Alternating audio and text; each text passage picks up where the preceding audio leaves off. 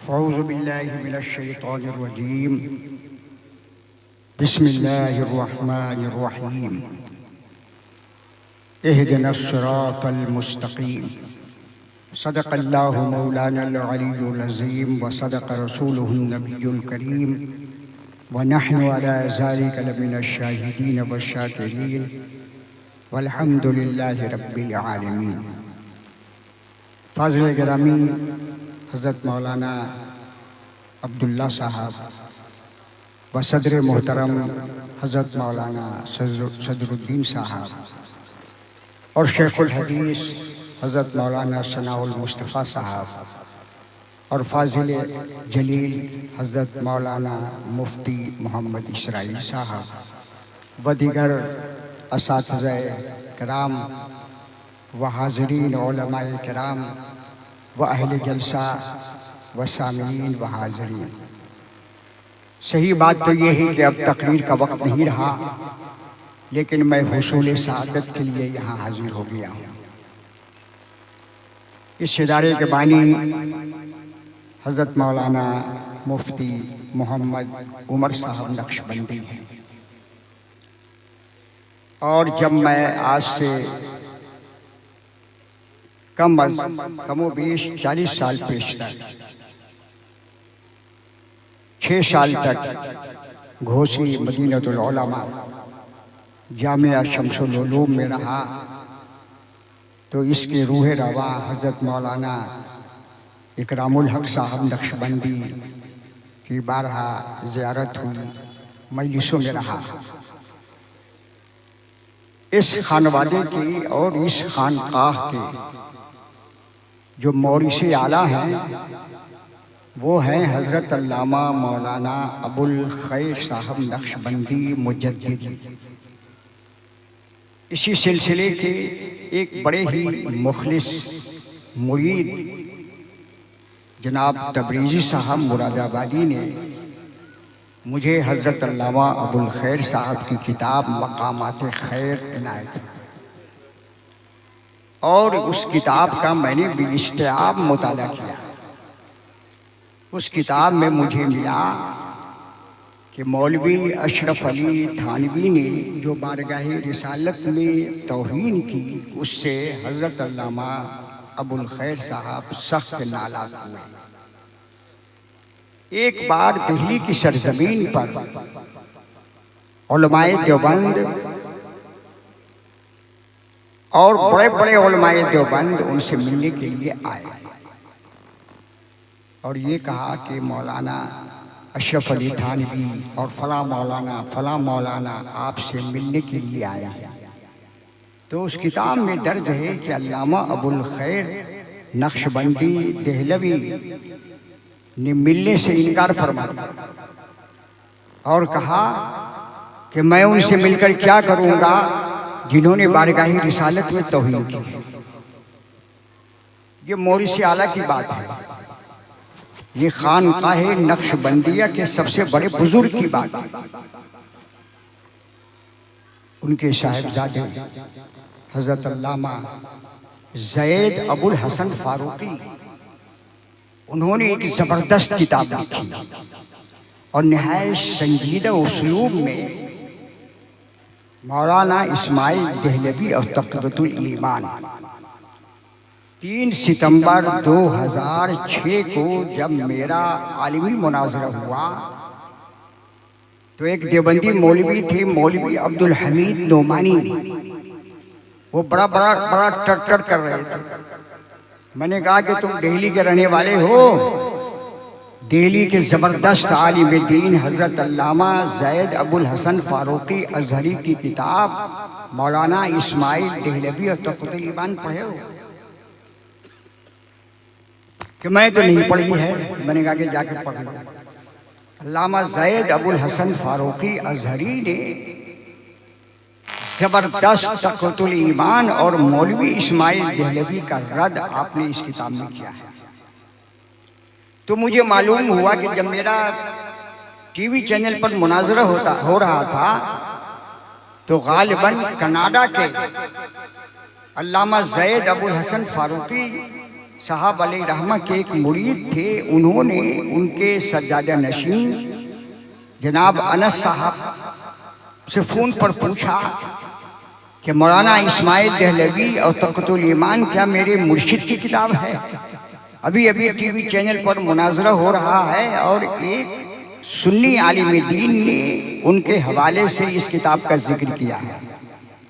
तो मोहतरम हज़रात, अल्लामा ज़ैद अबुल हसन फ़ारूक़ी बड़े ज़बरदस्त, बासलाहियत, काबिल तरीन और बड़ी ही रवादार और खुददार आलिम दीन थे।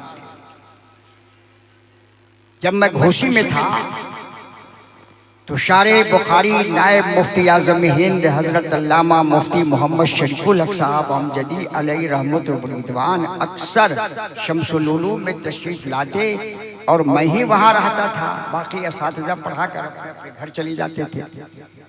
तो मेरे पास हज़रत क़याम फरमाते, फिर और उलमा आ जाते, फिर मुख्तलिफ मौज़ूआत पर गुफ्तगू। उसी दरमियान में उनको मालूम हुआ कि अल्लामा ज़ैद अबुल हसन फ़ारूक़ी साहब तशरीफ़ लाए हैं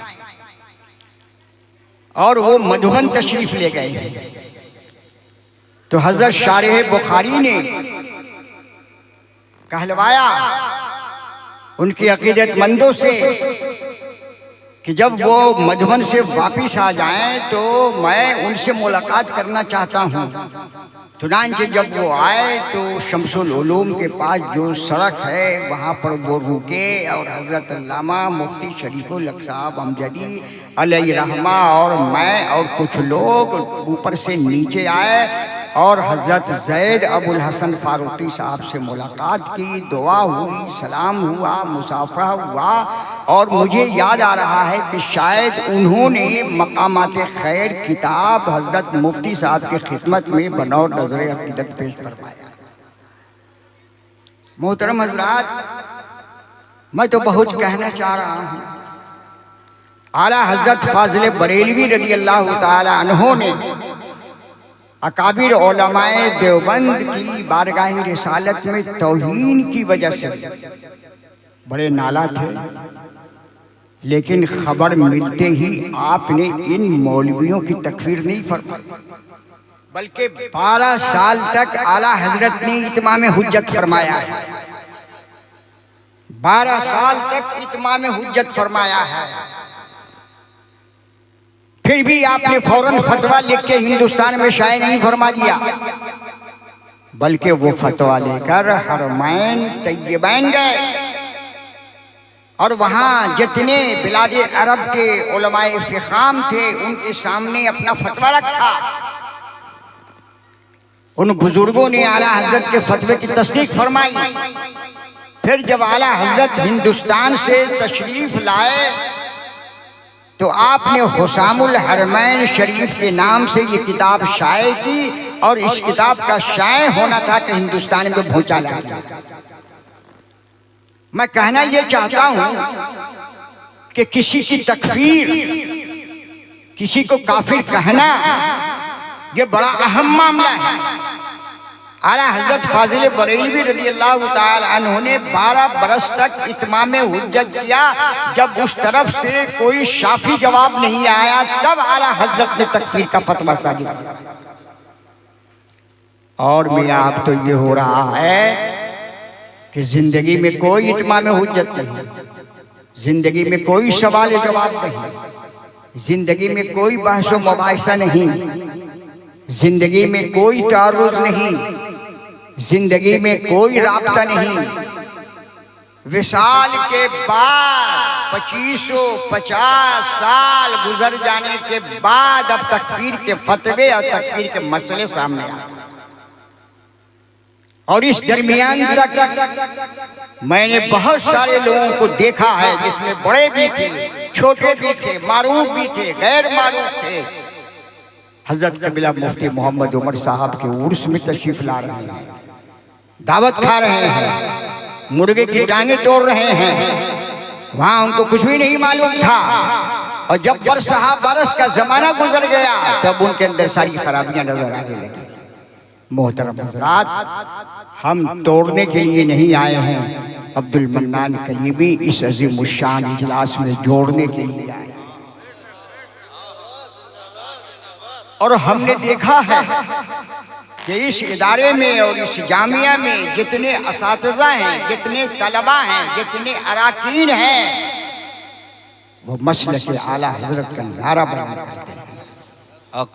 मसलक आला हजरत की सदाएं बुलंद करते हैं। और जब सुबह सलाम का वक्त होता है तो मुस्तफ़ा जाने रहमत पे लाखों सलाम की सदाएं बुलंद होती हैं। मोहतरम हजरात, ये दौर ऐसा है कि जोड़ा जाए, तोड़ा ना जाए। और अगर कोई शरई मसला की वजह से किसी पे ऊपर हुक्म सादिर किया जाए तो सबसे पहले इत्माम हुज्जत कर लिया जाए। और अल खत्तो यशबहुल खत पर 50 साल तक कोई गौर फिक्र नहीं किया गया। अब अगर किसी के जहन में कोई इंतमास पैदा हुआ तो उसको लेकर फतवा सादिर कर दिया जाए। ये मेरी इस बात समझ में नहीं आ रही, लेकिन माशाअल्लाह, सुभान अल्लाह, उलमाए खैरिया के हक में मरकज़ अहले सुन्नत मरकज़ी दारुल इफ्ता का शाफी और मुकम्मल जवाब इनकी तायीद में आ चुका है। अब कहीं जाने की ज़रूरत नहीं है। वो बरेली शरीफ हमारा मरकज़ है और वहाँ का फतवा हमारे लिए मरकज़ी है।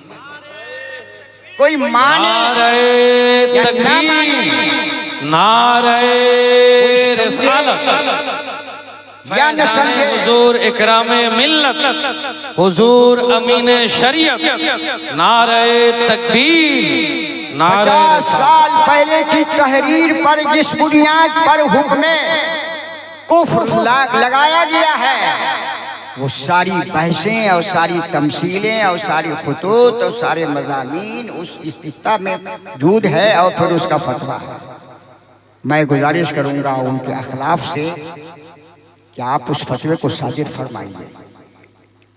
लेकिन जो जमात का हाल है वो मुझे मालूम है कि जब वो फतवा शाये होगा तो कहीं कुछ हो या न हो, लेकिन घोसी बड़ी खतरनाक जगह है और बड़ी बेहतर जगह है। यहाँ भूचाल आ जाए तो उस भूचाल से डरने की जरूरत नहीं है।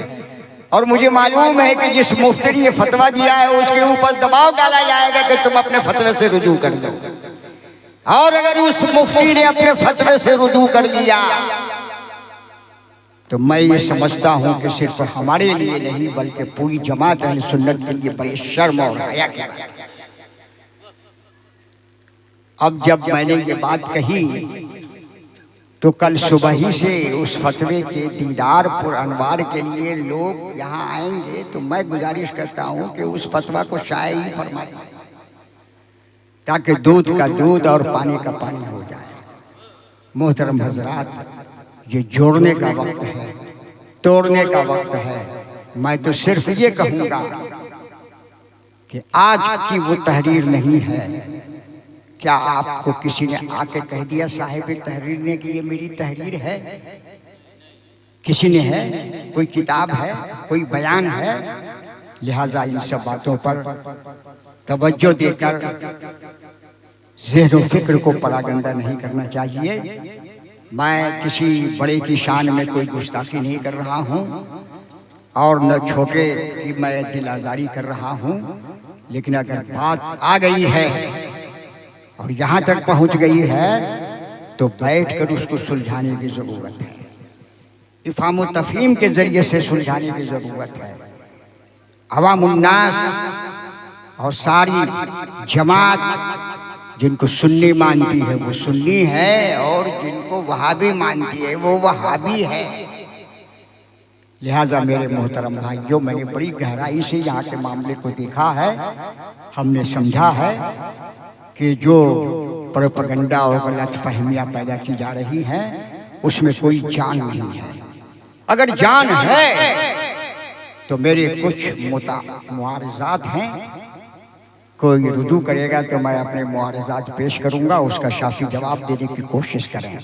लेकिन मुआरज़ात पेश करने से पहले उलमाए खैरिया अगर उस जद में आते हैं और उसके साथ साथ और कोई जद में आते हैं, वो दुनिया में हो या दुनिया में ना हो, तो उनके बारे में भी हुक्म शरअ नाफिज करना पड़ेगा। ये सोच कर आइए। वहां हम कोई तावील नहीं सुनेंगे, वहां तो तलवार की धार पर रखकर दूध को दूध और पानी को पानी करना। जिंदाबाद। इसलिए मेरी गुजारिश है कि इस चैप्टर को बंद कीजिए। जो मसलक के आला हजरत का नारा लगा रहे हैं उनको नारा लगाने दीजिए, जो मसलक के आला हजरत की खिदमत करना चाहते हैं उनको खिदमत करना। मसलक के आला हजरत को भी आप लोगों ने समझा है, मसलक के आला हजरत किसी खानदान का नाम नहीं है, मसलक के आला हजरत किसी खानवादे का नाम नहीं है, मसलक आला हजरत किसी जात और बरादरी का नाम नहीं है, मसलक आला हजरत किसी इलाका, किसी शहर, किसी मुल्क का नाम नहीं है। मसलक आला हजरत सैयदना इमाम मोहम्मद रज़ा फाजिल बरेलवी रज़ी अल्लाह ताला अन्हु की उस फिक्र और नजरिए का नाम है जो फतावा रिज़विया शरीफ है। मैं इससे ज्यादा कुछ इस मौजू पर तकरीर नहीं कर सकता। मैं मुबारकबाद देता हूँ अहले जलसा को कि मेरे तवस्सुत से मुफक्किर इस्लाम हज़रत अल्लामा ज़ाहिद रज़ा साहब रज़वी तशरीफ़ लाए और नहायत ही बसीरत अफरोज़ और नहायत ही मालूमाती खिताब फरमाया और आप हजरात ने उनके खिताब को सुना। माशाअल्लाह आपका जलसा बेहद कामयाब रहा। मैं यही तमन्ना और आरज़ू रखता हूँ कि हमेशा क़यामत तक यहाँ से मसलक आला हज़रत की सदा बुलंद होती रहे, आला हज़रत का नाम लिया जाए, हुसामुल हरमैन शरीफ को पढ़ा जाए, हुसामुल हरमैन शरीफ पर अकीदा रखा जाए और शीरो शकर बनकर आप रहें। जोड़ने का मिजाज पैदा कीजिए, तोड़ने का मिजाज पैदा मत कीजिए। वमा अलैना इल्लल बलाग व आखिरु दावाना अनिल हम्दुलिल्लाहि रब्बिल आलमीन।